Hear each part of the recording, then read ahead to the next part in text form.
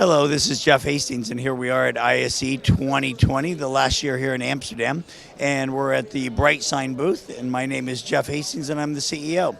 So what I'm showing off today is one of our retail experiences, which we're doing more and more retail experiences and building more kind of magical experiences. In this one, what we're doing is working with one of our partners, Nexmosphere, and what they've done is build a sensor that you can put in any article and have it detect when it's moved or picked up. So in this case, what I'm going to do is pick up this purse, and this purse is kind of a travel purse, so it instantly changes the display to show travel information, and then on the light up display, it'll actually show some travel items. So you can see that the right hand side of that display is actually lit up.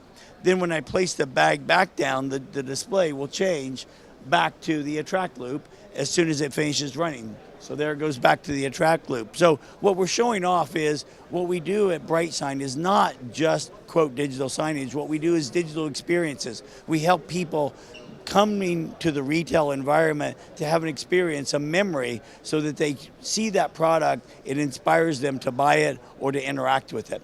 So that's one of the things that we're showing off here in Hall 8 at ISE 2020 in Amsterdam.